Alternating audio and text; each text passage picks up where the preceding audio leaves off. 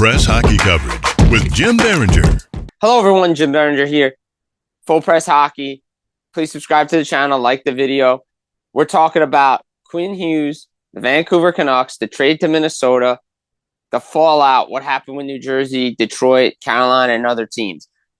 Let's start off. For those living under a rock, didn't see the news, Friday, Blockbuster. Yes, Blockbuster's still open. Go to the store, get the late night videos, the DVDs, Blu-rays, whatever you want. Or stream it online. Who knows? But you see Quinn Hughes get traded from the Vancouver Canucks to Minnesota for Z Bouillon, a 2026 first-round draft pick, Marco Rossi, and Liam Mogren. What a deal. Bill Guerin, the general manager of the Wild, steps up to the plate, gets it done, says, you know what? I'm not sitting on the sidelines. I'm not going to wait this thing out. When a player like that becomes available, he goes and gets him. Minnesota in win-now mode. He talked to his assistant GM, said, maybe you want to make this call.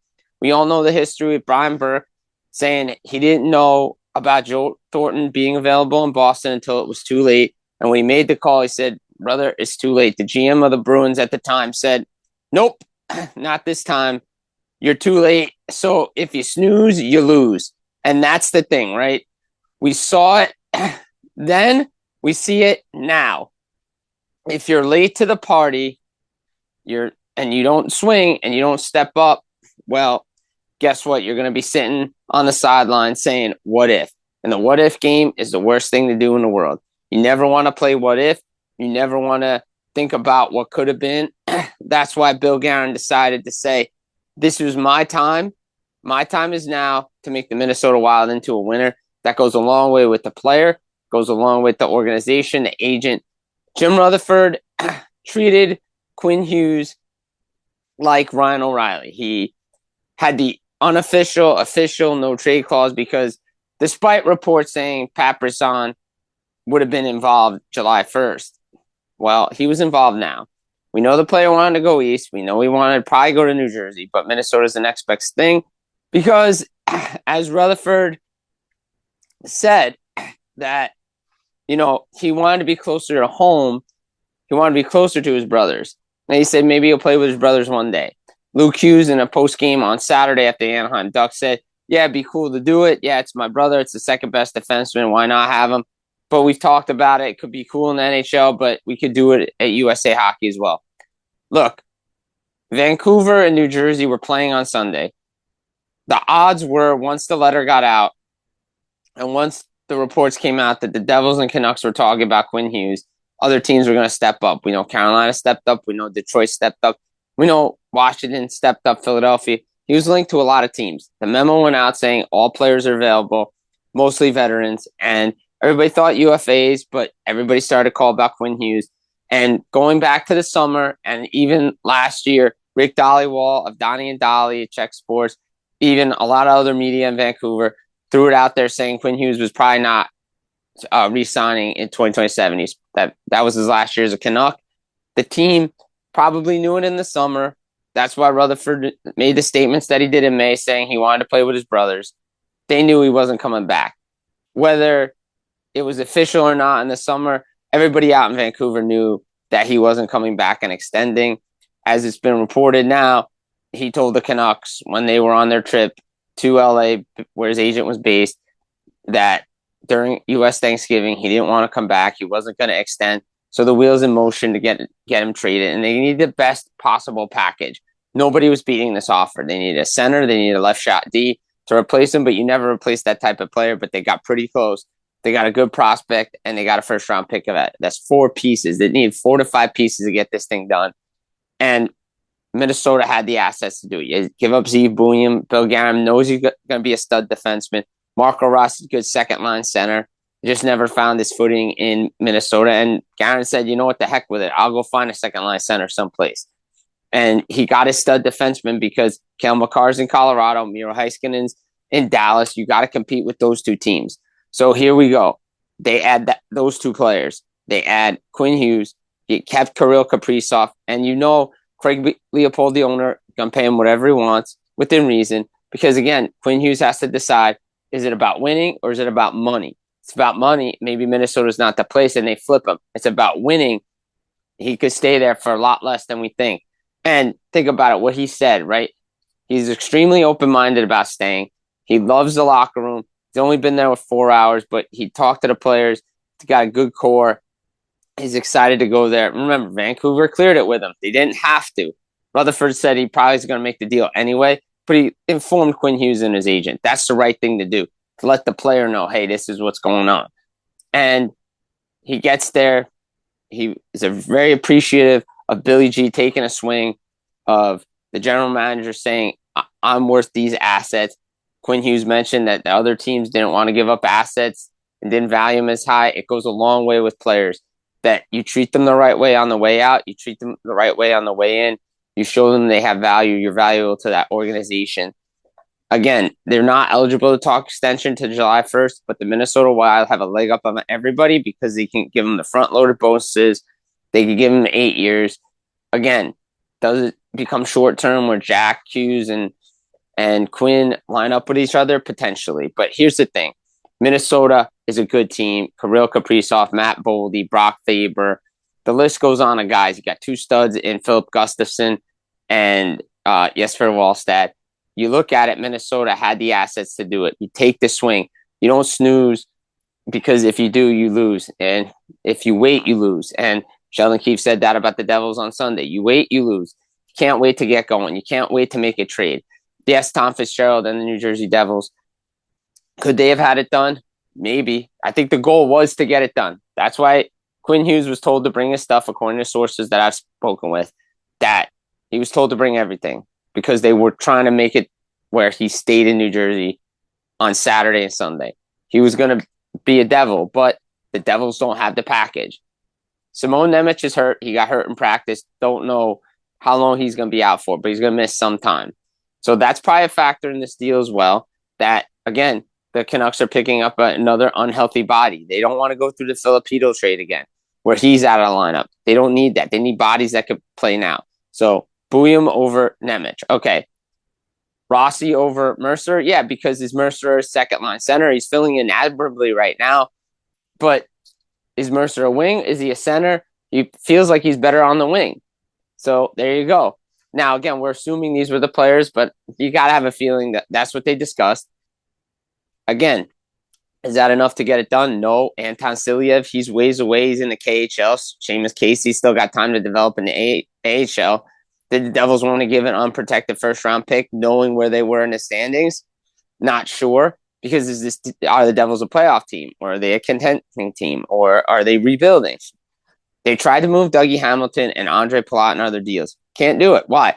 Okay, the Canucks are not taking Dougie Hamilton and Andre Palat, for those that need to hear this. They're not. They're not going to Vancouver. Vancouver didn't want older players, because then they'd be in the same situation as they are now. They got to try to flip them. Plus, Hamilton and Palat have Vancouver on their 10-team no-trade list.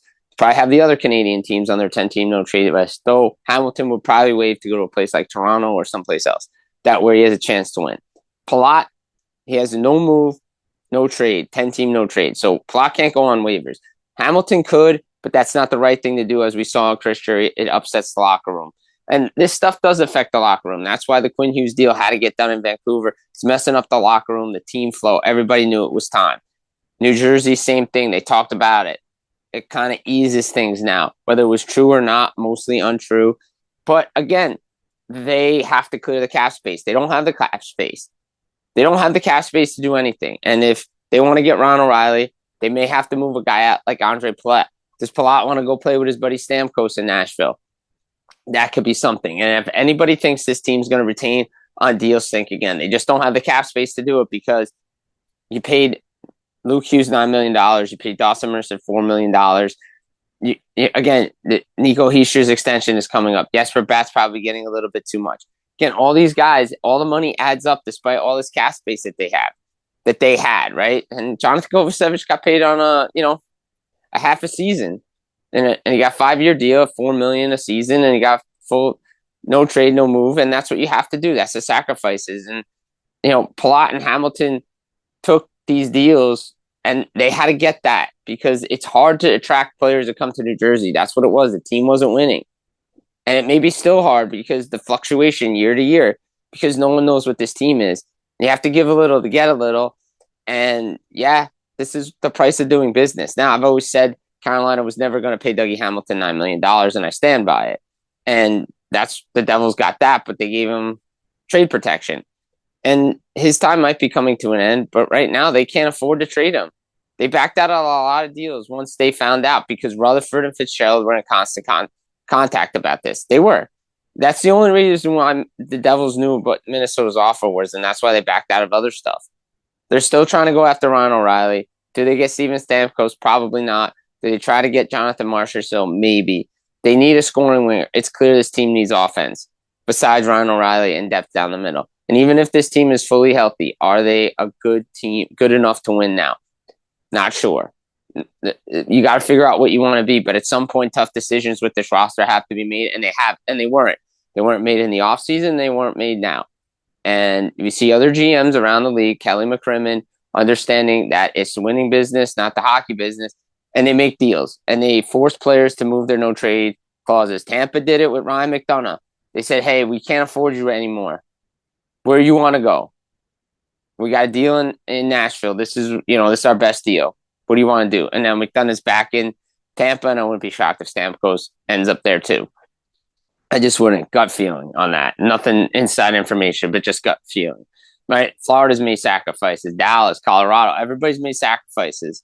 New Jersey is yet to show it. That's what rebuilding teams do. They don't want to give up the assets that they have. They're going to need those assets for a guy like Ryan O'Reilly. They're probably going to have to lose Mercer or Nemec or Casey or Silyav in one of these deals. They're not good. Tom Fitzgerald just can't fleece teams like he used to anymore. That's the way of the world. And one of these players on the back end is probably going to have to go. Would not be shocked if the Dougie Hamilton conversation continues throughout the season. If he gets moved at the deadline, maybe. But again, it depends on injuries on the right side. Is Kovacevic 100% healthy when he comes back? But the Hamilton conversation will happen in the summer, even more so now than it is. And maybe you buy out Andre Palat. Maybe you move him. The Devils need to figure out the cap space that they have, and they have to move on from these players. So it's going to be interesting to see what happens. And we'll see where it goes. Detroit, they tried to make a deal with Vancouver, but they probably didn't want to put one of their big D in there. Probably Axel Sandy Pellikka or Simon Edvinsson. But they had the deal to match Minnesota. Carolina made an offer. They probably put a good one out there. But again, Minnesota gave the pieces to the Vancouver Canucks that they needed to do. And now it's the ripple effect. What else goes on? Trade freezes this Friday. Do we see anything come about? They'd have to get rocking and rolling. New Jersey still got irons in the fire. When it comes to Nashville, Ryan O'Reilly, that's the target. Montreal's looking for depth as well. They want Ryan O'Reilly. Teams are trying to make their calls, doing their due diligence to get this deals done. But as we saw, once one thing goes, another thing goes. But we're still feeling the effects of this Quinn Hughes deal because it's not over yet. And again, I go back to New Jersey. Quinn Hughes doing right by players. Devils need goal scoring. They had Tyler Toffoli. They didn't do right by him. Now they're in this situation. Again, what is this team?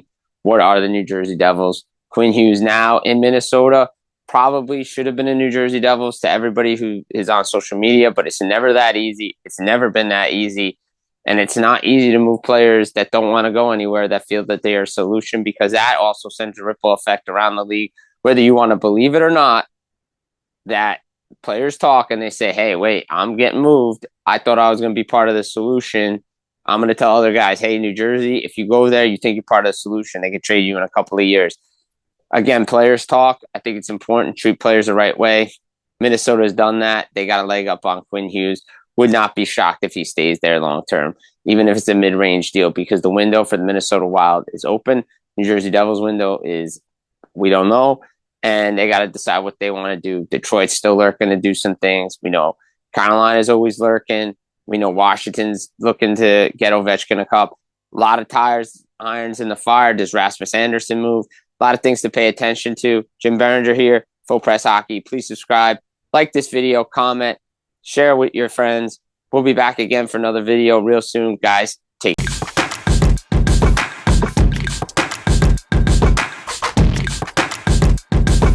Full Press Hockey coverage with Jim Berenger.